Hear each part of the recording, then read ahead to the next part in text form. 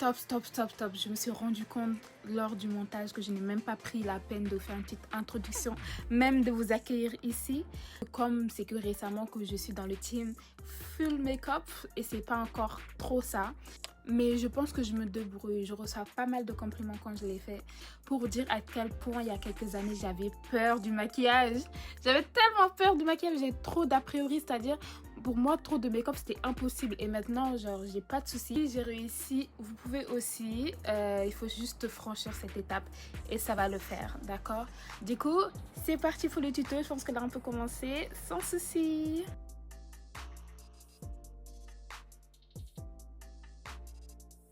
Ça commence, c'est la partie là où nous débutantes, on néglige souvent la plupart du temps. Mettre du gel sur les sourcils et franchement, je vais pas vous mentir, moi-même là qui parle ici là, c'est la première chose que j'ai négligée. J'ai négligé pendant longtemps. Quand je voyais les influenceuses le faire, je me disais, eux toujours dans l'abus, toujours ils abusent, mais ça change la vie. Et là, le crayon de chez NYX pour les sourcils, franchement, ça facilite tellement. Surtout que si tu ne sais pas tracer correctement. Du coup, moi, ce que je fais, c'est je trace en fait un trait en bas pour vérifier le côté symétrique. Et ce que je fais après, c'est de brosser avec le parti brosse du crayon. Ce qui fait que je rends les choses, mes sourcils plus homogènes. Et je complète avec le crayon, le bout du crayon. Et après, ce que je fais, c'est je nettoie le gel qui dépasse parce que ça peut gêner lorsque tu commences à mettre le fond de teint et tout. Et ça, c'est le primer. Et le primer, franchement, ça aussi, c'est quelque chose qu'on néglige quand on est débutante. Ça, je pense que je l'ai négligé pendant longtemps aussi. Dites-vous que non seulement c'est pour hydrater, mais c'est surtout pour rendre en fait plus malléable. Parce que comme c'est lisse, ce sera pas sec et du coup ça s'étale plus vite, les produits s'étalent plus vite et c'est plus homogène. Et là après ce que je fais, j'utilise un fond de teint un peu plus clair que mon teint d'habitude et je trace, tout ce que je fais c'est que je trace du coup le contour de mes sourcils. L'étape suivante c'est d'estomper tout cela avec des pinceaux. Ce qui peut être grave pratique, vous utilisez deux différemment, j'utilise un pour vraiment tracer qui est plus fin et un deuxième vraiment pour estomper. Et vous voyez, le fait de faire ça, ça met un peu plus en valeur les sourcils. Tu peux voir la plupart du temps que c'est les trous. Et ce que je fais, c'est avec le Beauty Blender, j'estompe encore plus, que vraiment ça pénètre ma peau en quelque sorte. Et que ce soit plus homogène. Et là, on passe au fond de teint. Ce que j'aime bien faire, c'est mettre un peu sur ma main. Parce que je déteste avoir trop de matière sur ma peau. Et avec le fixateur, j'humidifie un peu le pinceau. Et après, voilà, petit à petit, j'en mets un peu sur mon visage. Vous voyez, cette méthode permet vraiment d'en mettre le moins possible sur notre peau. Et le fait d'avoir mis le primer, ça aide encore plus. Que ça s'étale vraiment. Vous voyez, j'en ai mis un peu et malgré ça, j'ai même pas tout pris. Et j'utilise un fond de teint un peu plus clair.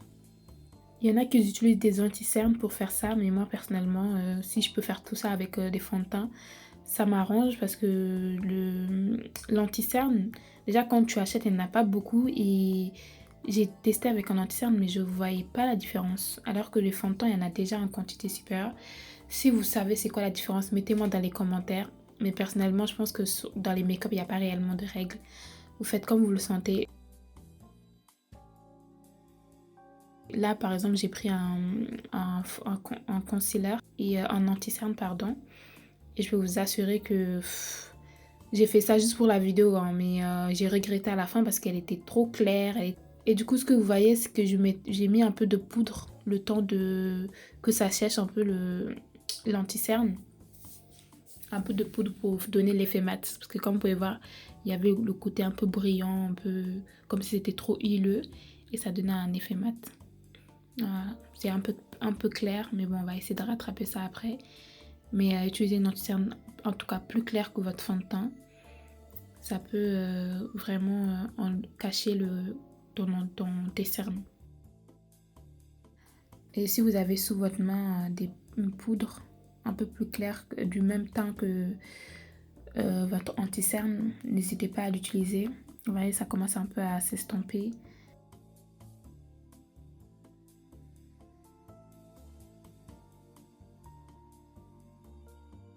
Et là, c'est parti pour avec la poudre bronzante. Voilà, pour accentuer un peu vos traits. Ce que j'aime bien faire, c'est d'utiliser pour le contouring de mon nez. J'utilise pas de la poudre bronzante directement. J'utilise une autre poudre un peu plus roux. Je sais pas pourquoi, je trouve que c'est plus prononcé. On voit mieux le contour de mon nez et c'est plus joli comme ça. Je vous conseille de tester, c'est mon petit astuce. Je trouvais que ça faisait rien quand j'utilisais la poudre bronzante pour faire pour faire, mes contours. Et ma partie préférée, le blush. C'est tellement dur de trouver le blush qui nous correspond. Moi, je suis partie plutôt sur un teint un peu plus orangé que sur le côté rose. En tout cas, si vous avez le même teint que moi ou que même si vous êtes plus foncé, allez sur une coloration beaucoup plus orangée. Et c'est comme tu es en train de saturer ton visage en fait. C'est tellement beau. Et ça, c'est le même crayon que j'ai utilisé pour mes sourcils. Et ma partie préférée, avec le fard à paupières un peu plus brillant pour me donner des yeux un peu plus étirés. Voilà. Et là, je mets de l'eyeliner. Ah oui, cet eyeliner, elle est tellement bien. C'est aussi de chez NYX. Et ça tient tellement bien. J'ai jamais eu un eyeliner qui tient aussi bien. Franchement. Et là, on passe aux lèvres, ma partie préférée. Parce que vraiment, c'est la fin. Ça veut dire que c'est vraiment la fin. Et on n'oublie pas de fixer tout ça. J'ai tendance à oublier des détailleurs. Et on n'oublie pas l'illuminateur. Depuis que j'ai goûté à ça là, s'il n'y a pas ça dans mon maquillage, c'est que vraiment il est raté. L'illuminateur, c'est trop bien. En plus, mettez-le après avec le fixateur. Et je sais qu'il y en a plein qui le mettent avant. Mais quand vous mettez après, ça se voit plus. Ça se voit plus. Regardez la magie de ça. Ça a donné une autre point de vue à mon make-up. Et là, le contouring. Moi, l'erreur que je faisais quand je faisais le contouring de mes lèvres, c'est que je faisais à l'intérieur de mes lèvres. Et pas à l'extérieur. Mais j'avoue qu'à l'extérieur, comme j'ai déjà des grosses lèvres, ça va trop grossir. Mais c'est soit vous mettez vraiment au bord de vos lèvres, soit vous débordez, mais pas en dessous de votre ligne. Vraiment, je ne sais pas comment vous expliquer. Et je pense que la plupart des débutantes ont fait toute cette erreur, tout le monde. Et la vaseline qui permet vraiment de garder le gloss quand vous mettez le gloss après. C'est des fois, je reste 4 heures, je vous jure, avec le gloss. Et quand je mets la vaseline, elle reste vraiment 4 heures. Et à chaque fois, on me demande, mais comment tu fais, comment tu fais? Je me dis, mais vaseline, c'est ça le secret. Et je mets un peu du brillant sur la paupière, c'était pas prévu. Je me suis dit que ça pouvait apporter un petit touche, voilà, de gaieté, d'un peu de joie. Voilà le résultat. J'adore, vous en pensez quoi?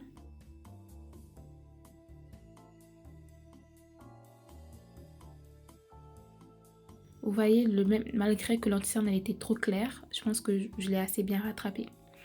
Donc n'ayez pas peur. Voilà. Bisous.